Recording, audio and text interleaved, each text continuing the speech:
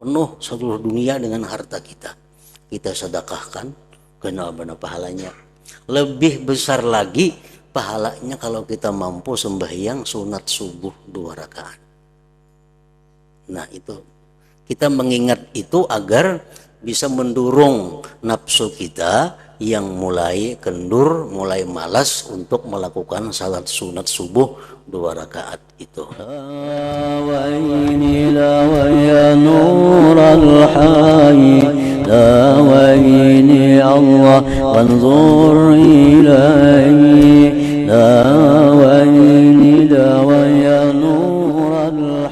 Bismillahirrahmanirrahim. Alhamdulillahi rabbil alamin.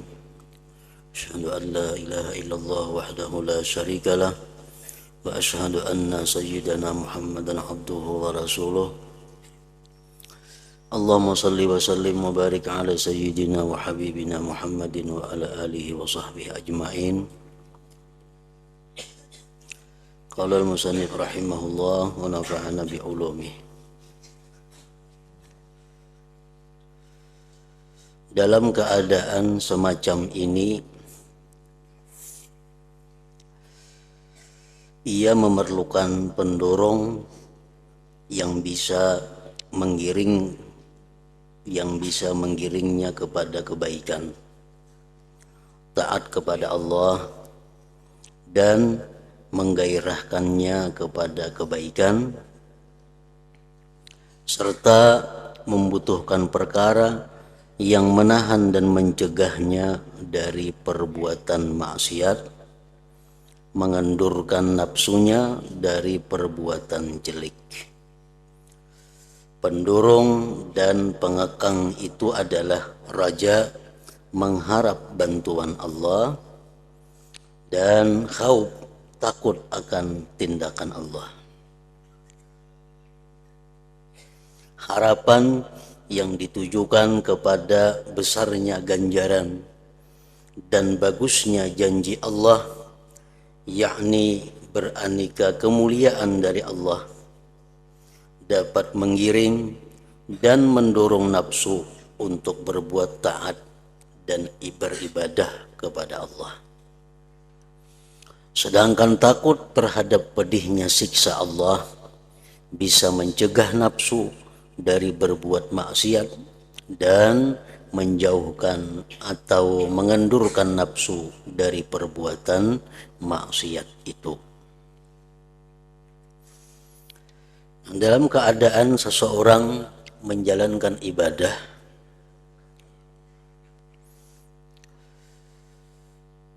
kadang-kadang nafsu kita timbul kendur, timbul malas, timbul berat.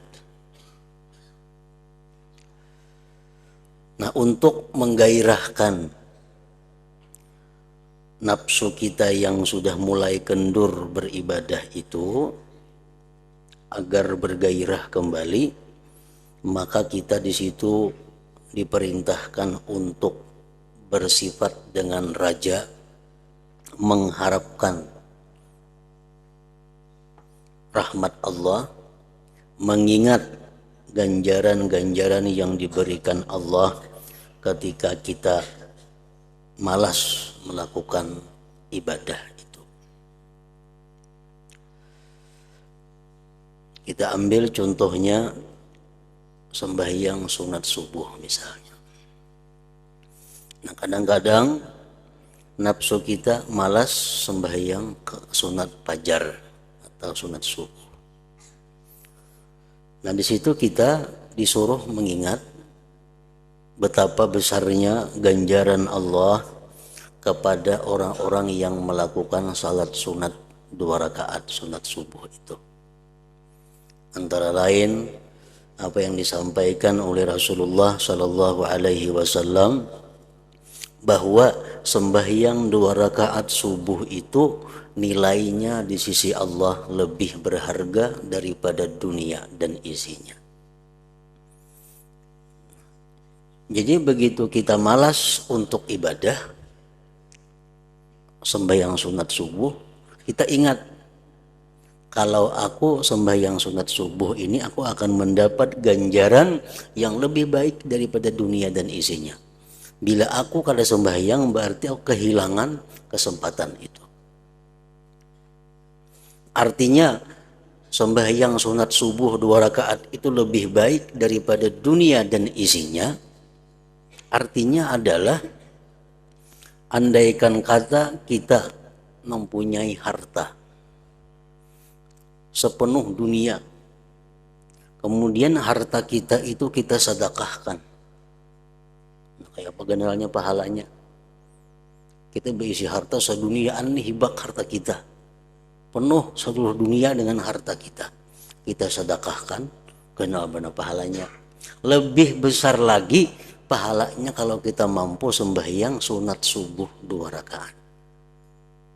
Nah itu kita mengingat itu agar bisa mendorong nafsu kita yang mulai kendur, mulai malas untuk melakukan salat sunat subuh 2 rakaat itu.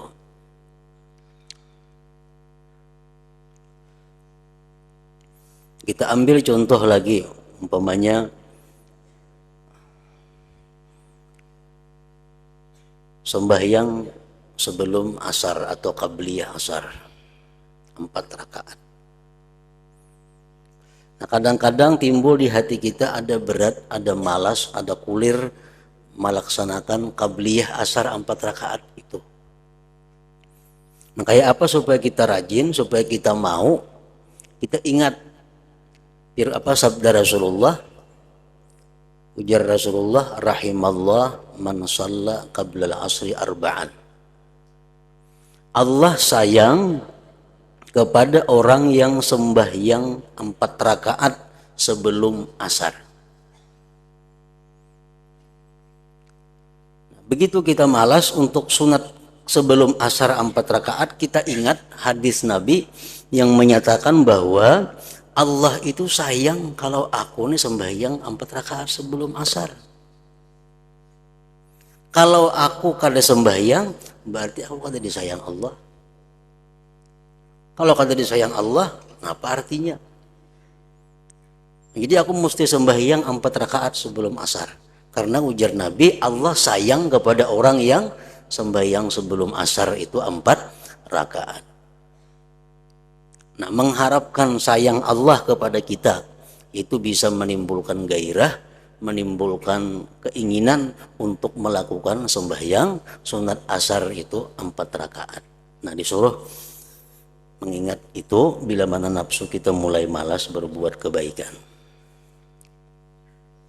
Nah, kemudian lagi di dalam kita beribadah itu satu saat akan timbul dorongan nafsu untuk melakukan maksiat atau melakukan hal yang sia-sia.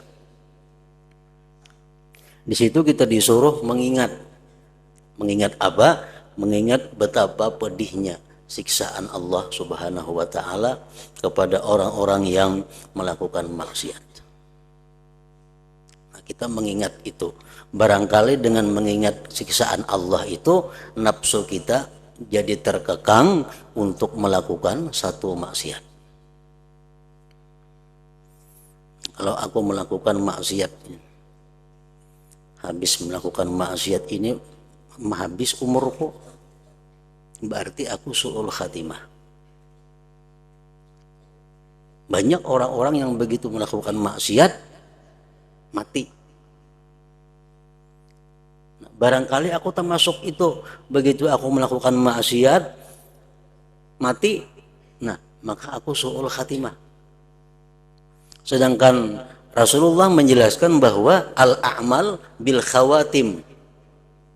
Amal perbuatan kita itu yang dipandang Allah di ujungnya. Kita sembahyang, beribadah, macam-macam. Begitu hendak mati, maksiat. Nah, itu yang dipandang oleh Allah. Amal itu ujungnya.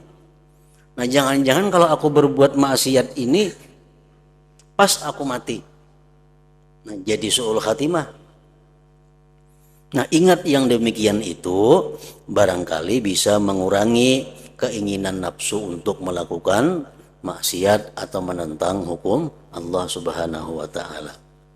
Itu fungsinya raja dan khauf ini. Ini adalah aqabatul bawa'idz ngarannya. Artinya apa? Jalan sulitnya pendurung yang dihadapi oleh hamba tersebut. Itu pasti ada terjadi dalam diri seorang hamba yang melakukan perjalanan ibadah kepada Allah Subhanahu wa taala. Untuk memangkas dan menebangi aqabatul bawa'idz ini, ia membutuhkan dua perkara, yaitu raja dan khauf. Raja artinya mengharapkan dapat kemuliaan, dapat rahmat dari Allah. Sedangkan khauf artinya takut kepada ancaman dan siksa Allah.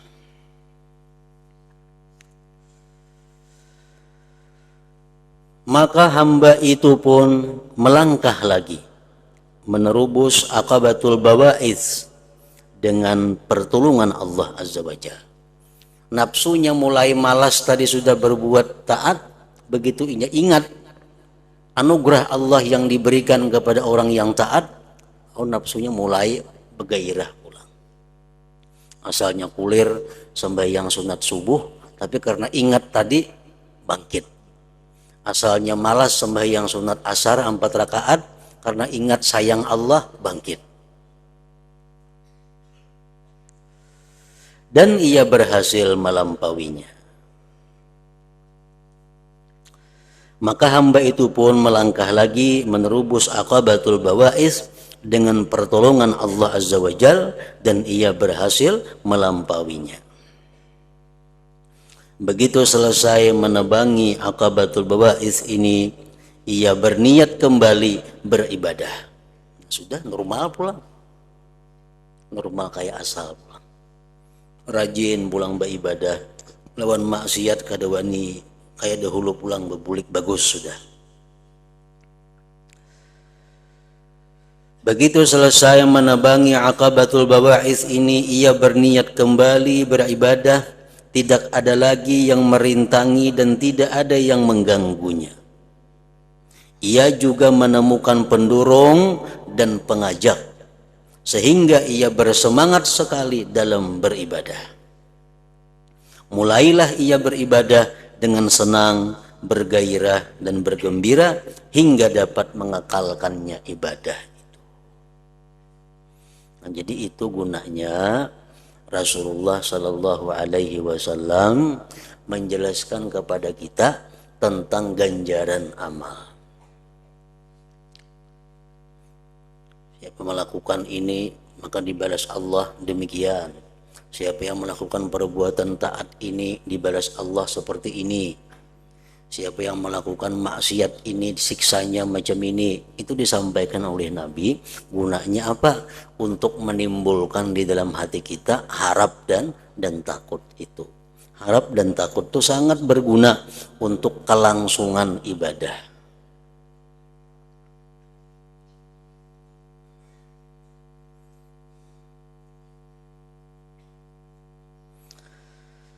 Nah, beribadah sudah selesai. Artinya halangan. Begitu inya kendur, raja diharapnya. Begitu inya hendak berbuat maksiat, khauf ditampilkannya, sehingga ibadahnya jadi mulus, jadi bagus. Tetapi sesudah merenungkan dengan sungguh-sungguh, ternyata ibadah yang agung ini, yang ia telah berpayah-payah menghadapi berbagai rintangan dan halangan, ada cacatnya yang sangat besar, yaitu riya dan ujub.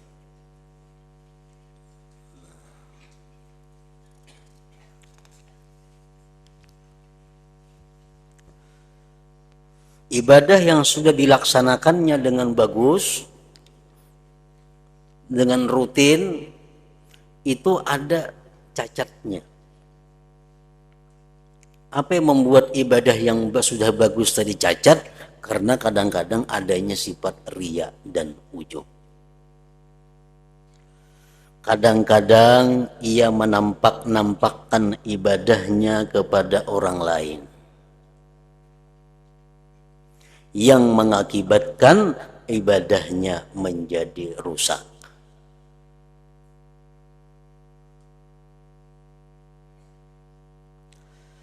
Kalaupun tidak mempertuntunkan ibadahnya riya, malahan ia selalu mencela dirinya, namun ia menghirani diri sendiri, ujub. Kadang-kadang riya kadada, cuma datang ujub yang membuat ibadahnya bisa kehilangan pahala dan menjadi rusak. Ujub itu mengagumi diri sendiri. Begitu kita tuntung melaksanakan ibadah yang luar biasa sulit, kita mampu, nah kadang-kadang kita merasa kagum dengan diri kita, merasa bangga dengan diri kita. Itu ngarannya adalah ujub. Ujub ini menurut pendapat ulama, ada yang mengatakan menghilangkan pahala ibadah itu, ada yang mengatakan menghilangkan kelipat gandaan ibadah. Ada yang mengatakan bahwa ujub itu menghapus pahala. Ada yang mengatakan bahwa ujub itu menghapus berlipat gandanya pahala.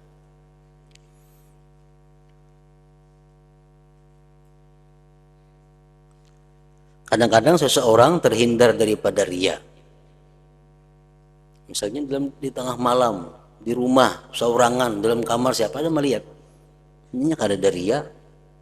Cuma dalam hatinya ada perasaan mengagumi dirinya, membanggakan dirinya karena mampu melakukan ibadah yang orang lain belum tentu kawa.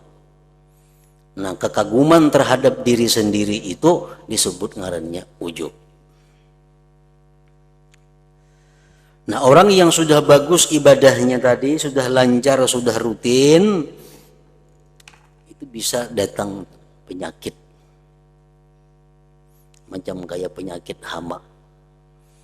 Ini pahum bani sudah bagus, dimulai awal dirintis, mulai tanahnya dibaiki, dipupuk, ditanam, disiram, dijaga bagus sudah tanaman nih.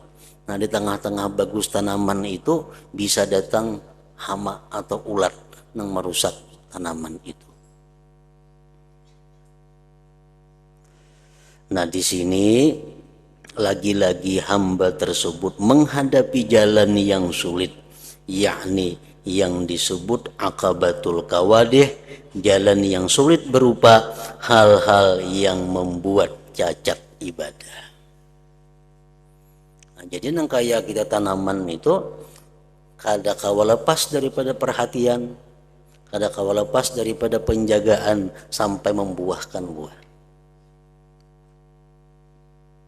Kalau mbah kita beribadah selesai kada kawa, dijaga, diurus sampai inya menghasilkan buah. Nah, kayak itu juga ibadah kita, baik ibadah yang lalu atau ibadah yang sedang dikerjakan, kada kawa dibiarkan, kada kawa kada diperhatikan sampai habis umur kita.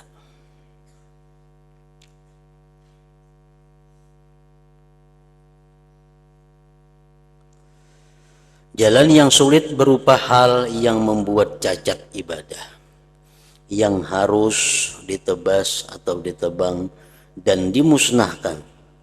Ia harus menebasnya dengan ikhlas kalau riya, dan ingat bahwa apa yang ia laksanakan merupakan anugerah Allah. Itu kalau ujub. Begitu kita merasa kagum dengan diri kita, begitu kita merasa bangga, untung benar hari ini aku kawa menggawi melaksanakan ini, untung benar aku hari ini kawa ini. Nah, itu mesti diingat supaya jangan ujub bahwa mampunya kita itu adalah anugerah Allah, pertolongan Allah, agar kebaikan yang dikerjakan dapat selamat. Ia pun mulai menebas akabatul kawadih ini dengan seizin Allah. Lalu ia memerangi riya itu, memerangi ujub itu. Ia menebasnya dengan bersungguh-sungguh dan berhati-hati serta waspada, mengandalkan pemeliharaan Allah yang Maha Kuasa dan bantuan kekuatan darinya. Nah, kayak apa supaya terhindar daripada riya? Riya itu bisa datang kepada kita waktu kita hendak beramal. Belum lagi mulai beribadah sudah riya. Riya itu bisa datang kepada kita di waktu kita sedang beramal. Dan riya itu bisa datang kepada kita begitu kita selesai amal. Bahkan seseorang itu bisa riya dengan ibadah yang dia lakukan 20 tahun yang lalu. Ini beribadah 20 tahun yang lalu baik, murni, ikhlas. Sekarang ibadah yang dikerjakannya 20 tahun itu menjadi riya. Itu bisa terjadi. Nah, jadi riya itu setiap saat bisa datang kepada ibadah kita.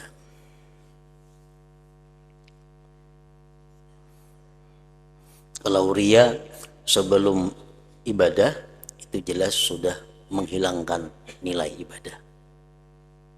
Kalau riya di pertengahan ibadah, kalau ada lakas-lakas kita menghapus, membakar ibadah. Nah, kita sembahyang umpamanya, kelihatan sembahyang, gugur tahi cacak ke tangan kita. Nah,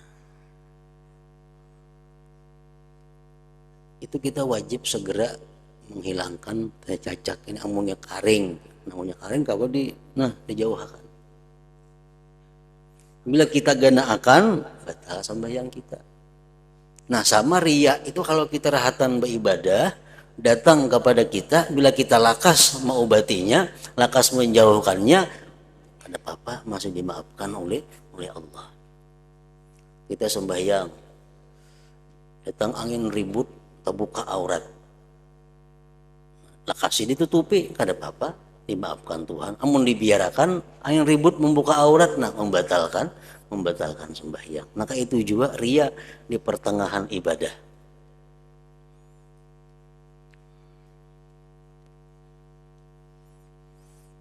Nah, riya sesudah ibadah mengisahkan dengan kebanggaan ibadah yang telah lalu, tanpa ada tujuan-tujuan lain selain untuk menampakkan ibadah.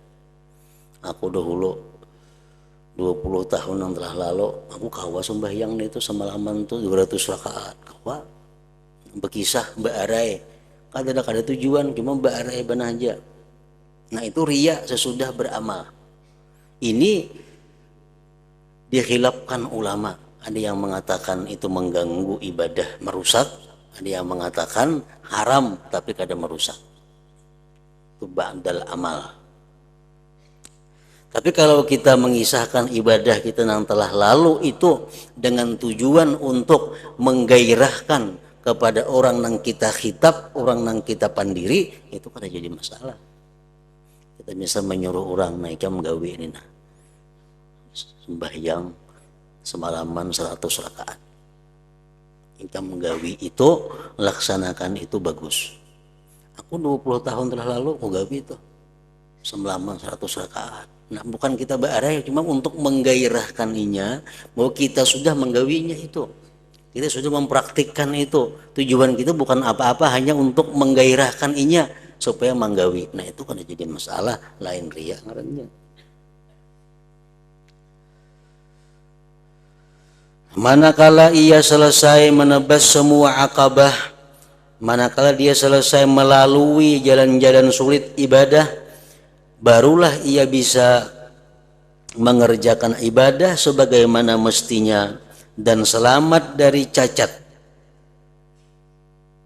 Namun ketika ia kembali merenungkan, ia mengerti, ia mengetahui bahwa dirinya tenggelam di dalam lautan anugerah dan nikmat Allah, seperti pertolongan, penjagaan, tunjangan, pemeliharaan dan kemuliaan dari Allah.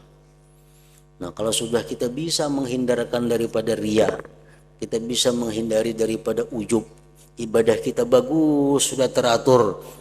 Di situ kita ingat bahwa kita telah mendapat nikmat yang luar biasa dari Allah. Kita telah mendapat pertolongan dari Allah. Kita dapat penjagaan dari Allah sehingga bisa melakukan ibadah ini. Dan ia khawatir akan menjadi lupa untuk bersyukur kepada Allah, sehingga mengakibatkan dirinya terperosok di dalam kekafiran. Nah, jadi setiap kali kita selesai melakukan ibadah itu jangan lupa untuk bersyukur kepada Allah,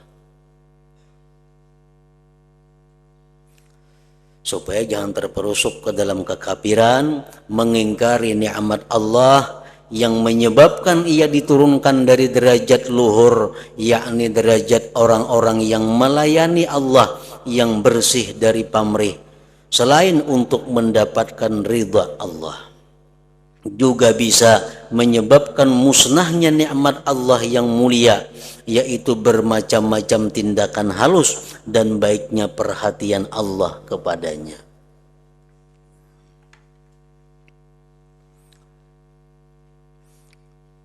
Antara lain diajarkan kita di dalam doa. Dalam doa itu kita diajarkan doa itu hendaknya dimulai dengan alhamdulillah, ditutup dengan alhamdulillah. Apa gunanya itu? Untuk menunjang agar doa ini kabul. Kenapa dimulai dengan alhamdulillah? Nah, kita berdoa alhamdulillahirabbil alamin, ini karena ujungnya walhamdulillahirabbil alamin. Awal akhir doa itu alhamdulillah, mengingatkan kepada kita bahwa pertama kita mensyukuri kepada Allah keinginan atau geritik hati yang dibukakannya kepada kita untuk berdoa. Kita nih ada hendak berdoa lawan Tuhan, itu nikmat, itu anugerah Allah. Kemudian kita kawa berdoa, itu nikmat Allah. Nah, makanya doa itu mulailah dengan memuji Allah, alhamdulillah. Nah, kalau kita baca doa, kita menyadari bahwa kita ini bisa melaksanakan, mengucap doa ini, bisa menyampaikan permohonan ini kepada Allah, itu berkat Allah juga. Nah, ditutup lagi dengan walhamdulillahirabbil alamin. Padahal itulah mestinya semua ibadah. Awal ibadah dimulai dengan syukur bahwa kita ada minat untuk ibadah, dan ujung ibadah pun diakhiri dengan syukur. Artinya kita diberi kemampuan untuk melakukan ibadah itu. Nah, jadi syukur kepada Allah sesudah ibadah itu kadang-kadang terlupakan oleh orang-orang yang beribadah. Sekali lagi ia terbentur pada jalan yang sulit yang disebut aqabatul hamdi wasyukri, jalan sulitnya memuji dan bersyukur.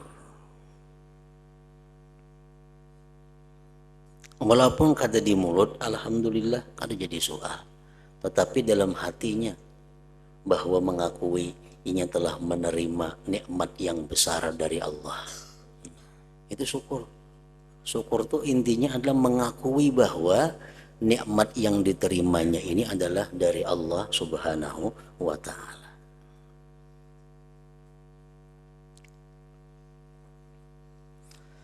Sekali lagi ia terbentur pada jalan yang sulit yang disebut aqabatul hamdi wasyukri, jalan sulitnya memuji dan bersyukur. Buru-buru ia bertindak menghadapi akabah ini sampai berhasil bisa menerubusnya dengan apa yang memungkinkan, yaitu selalu memuji dan mengucap syukur sebanyak-banyaknya berkenaan dengan keagungan nikmat yang jarang diberikan kepada orang lain. Seusai membereskan aqabatul hamdi wa syukri ini dan ia turun, tiba-tiba ia menemukan apa yang menjadi maksud dan yang ia cita-citakan sudah berada di depannya. Belum lama berada pada tingkat memuji dan syukur ini, ia terjatuh pada lapangan karunia Allah dan gurun kerinduan kepadanya Allah serta pelataran cinta kepadanya. Artinya orang yang beribadah dengan benar melalui tahapan-tahapan itu dan ingin dapat mengatasi rintangan-rintangan itu sampai akhirnya dia kerintangan yang terakhir mensyukuri ibadah. Nah, kalau sudah sampai ke situ kawainya beribadah, ini akan merasakan bagaimana dekat dengan Allah, bagaimana merasakan nikmat dan manisnya ibadah. Lalu sampailah ia ke petamanan ridha Allah dan kebun rasa senang, tentram hingga sampai ke permadani rasa tenang. Tingkatan dekat dengan Allah serta majlis munajah menghaturkan permohonan kepada Allah bisa memperoleh berbagai kemuliaan dan karunia. Ia bernikmat-nikmat dalam keadaan yang menyenangkan itu, senantiasa gembira dalam sisa usianya. Tubuhnya berada di dunia, tetapi hatinya sudah berada di akhirat. Tinggal menanti panggilan Allah hari demi hari, sampai-sampai ia merasa bosan dan enggan memandang semua makhluk yang hidup di bumi Allah, serta merasa jijik apabila mata hatinya melirik kepada dunia. Ia sudah mempunyai rasa cenderung kepada maut dan hendak menyempurnakan gairah hatinya kepada golongan makhluk yang luhur, yakni golongan para malaikat. Akhirnya ia didatangi utusan Allah dengan membawa rasa nyaman dan wewangian, membawa kabar gembira dan keridhaan dari sisi Tuhan, tanpa sedikit pun tercampur kemurkaan. Selanjutnya utusan itu memindahkannya dalam keadaan senang hati, kegembiraan yang sempurna, dan ingin segera meninggalkan dunia yang fana ini menuju singgasana Allah dan tempat menetap, yakni pertamanan surga. Ia memandang dirinya yang lemah itu akan memperoleh kenikmatan abadi dan keratun yang besar sekali. Di sana ia bakal menerima tindakan Allah yang halus, balas kasih yang menyuluk, penghormatan yang menyenangkan, dan diperkenankan mendekat kepada Tuhannya. Suatu kenikmatan dan kemuliaan yang tiada taraknya. Setiap hari ia selalu meningkat hingga tak terbatas. Demikianlah keberuntungan yang teramat besar. Demikianlah kerajaan yang luhur. Alangkah bahagianya hamba itu, hamba yang beruntung dan tempat yang bagus. Aku memohon kepada Allah Ta'ala, semoga Dia berkenan memberikan anugerah dan nikmat yang agung kepadaku dan kepada Anda sekalian. Hal itu bagi Allah bukanlah masalah sulit. Semoga Allah tidak menjadikanku termasuk golongan yang hanya mendapatkan bagian sifat mendengar, mengerti, dan melamunkan dari urusan kebahagiaan abadi ini, tanpa mampu mengambil manfaat. Semoga Allah tidak menjadikan ilmu yang kita tuntut ini akan menjadi hujah yang mengalahkan diri kita kelak di hari kiamat. Semoga Allah memberikan kemudahan kepada kita semua untuk mengamalkan ilmu itu menurut apa yang diridai Allah. Allah adalah zat yang maha pengasih dan maha pemurah. Semoga Allah memberikan rahmat, ta'zim, dan kesejahteraan buat Nabi kita Muhammad sallallahu alaihi wasallam sekeluarga, juga meningkatkan keutamaan dan kemuliaan beliau. Inilah urutan keterangan yang diilhamkan Allah kepadaku mengenai jalan ibadah. Kesimpulan dari keterangan di atas ialah perkara yang dihadapi seseorang yang hendak berkhidmat melayani dan beribadah kepada Allah Ta'ala itu ada 7. Jadi ibadah yang kita lakukan ini agar bisa sampai ke hadirat Allah, bisa diterima oleh Allah apabila kita sudah melalui 7 tahapan ini. Salah satu antara 7 ini kita kada lulus, ibadah kita ditolak di sisi Allah. Pertama, aqabatul ilmi, jalan sulit ilmu. Kayak apa aja kita beribadah, mau kita kada berilmu, ditolak Allah. Amal yang tidak berdasarkan ilmu, mardud, ditolak. Walaupun bujur, tapi nya kada mengaji. Pas tekana bujur aja, ditolak Allah. Jadi amal yang kita gawi ini, ibadah yang kita laksanakan ini, mesti dasarnya kita ada ilmu. Ada ilmu. Nah, jadi tugas pertama menuntut ilmu. Ilmu yang mana? Ilmu yang sehari-hari ibadah kita lakukan. Ilmu kayak apa sembahyang, ilmu kayak apa syarat-syaratnya, rukun-rukun sembahyang, ilmu kayak apa nanggawian sehari-hari. Sebab ibadah tanpa dasar ilmu itu adalah ditolak. Kita kada tahu, ini zuhur kah hari sudah kah belum kah? Kada punya ilmu. Makanya ada ilmunya kan, kalau mengetahui matahari sampai di mana. Ini kada punya ilmu. Zuhur ini masuk kah kada kah? Ya sembahyang anak zuhur, sembahyang zuhur. Tuntung zuhur hanya tahu pada hari jam 2. Nah sahlah sembahyangnya, kada sah karena kada berdasar ilmu. Padahal bujurnya. Buka puasa, buka kah sudah orang puasa ini belum kah? Hari pina kadap, puput kada terdengar bunyi, buka kah orang puasa kada? Biar buka sudah pina kadap hari na buka puasa. Kada berdasar ilmu, buka puasa. Sekalinya hari jam 7 sudah malam. Sahlah puasanya, kada sah. Karena bukanya itu kada berdasar ilmu. Kada berdasar satu keyakinan, pengetahuan. Kada kawan tarawahan itu. Jadi ilmu yang pertama, jalan yang mesti dilalui. Yang kedua, habis kita menuntut ilmu,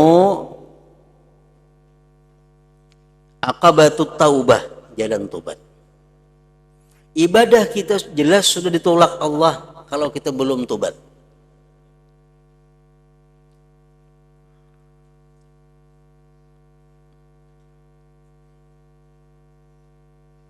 Sembahyang kah, hendak naik haji kah, hendak napa kah, bila belum tobat Allah kada ketuju. Sebab orang yang hendak melayani Allah ini harus orang-orang yang kekasih Allah. Kalau orang yang kada dikasihi Allah coba-coba hendak jadi pelayan Allah, ditolak Allah. Nah kayak apa cara supaya kita jadi kekasih Allah? Tobat. At-taib habibullah. Orang yang tobat itu kekasih Allah. At-taib habibullah. Orang yang tobat itu kekasihnya Allah. Jadi tobat dahulu. Jangan lagi berbuat dosa ini, sesalilah ini, berhentilah dari dosa.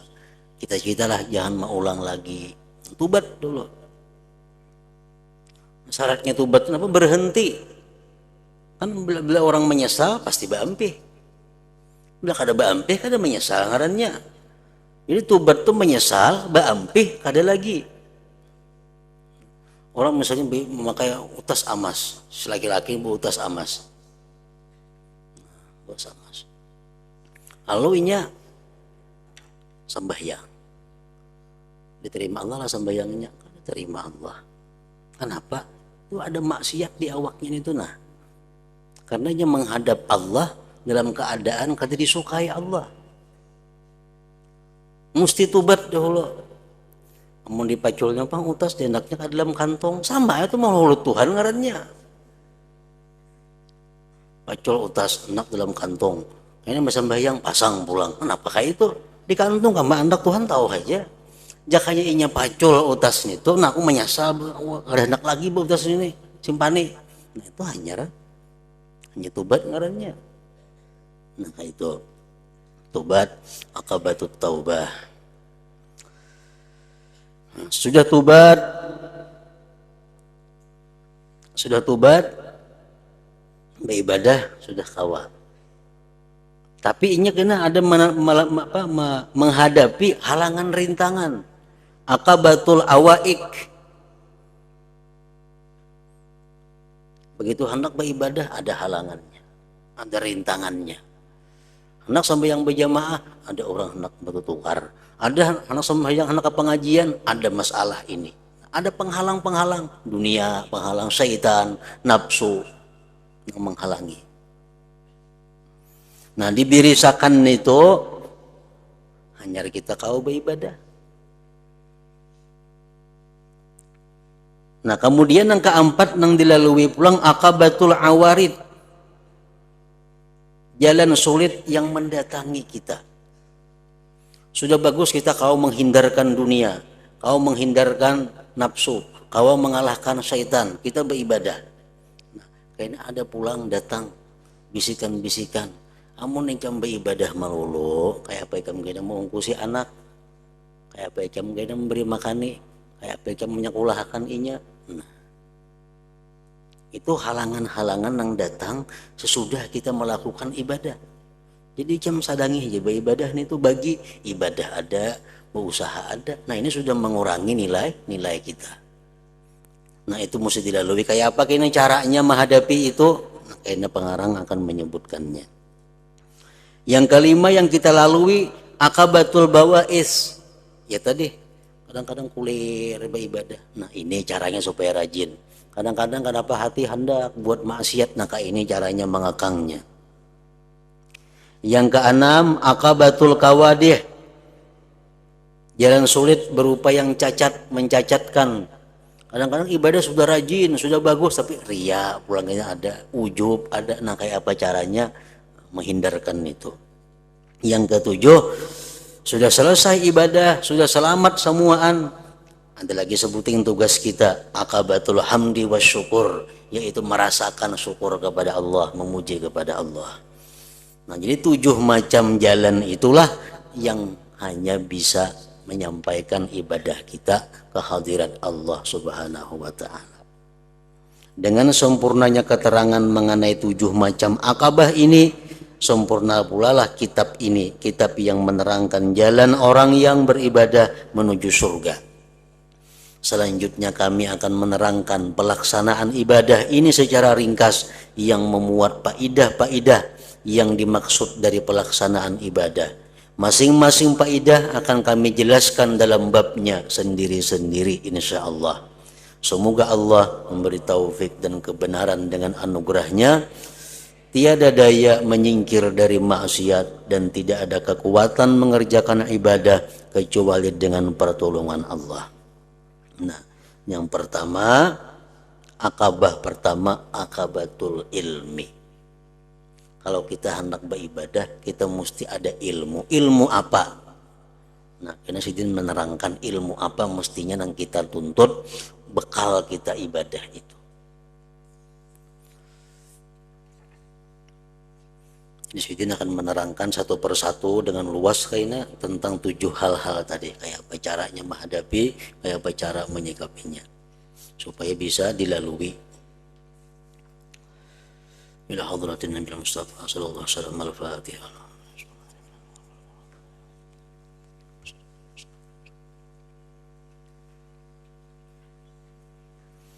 Bismillahirrahmanirrahim. Alhamdulillah rabbil alamin. Wassallallahu wasallam ala sayyidina Muhammad wa alihi washabbihi ajma'in. Allahumma ighfir lana ma akhtana wa ma ta'ammadna wa ma asrarna wa ma a'lanna wa ma asrafna wa ma anta a'lam bihi minna. Antal muqaddim wa antal muakhir, la ilaha illa anta. Allahumma anfa'na bima 'allamtana wa 'allimna ma yanfa'una wa zidna fahman wa ilman wa amalan wa hudan wa tawfiqan bi rahmatika ya arhamar rahimin. Sallallahu alaihi wasallam Muhammad wa alihi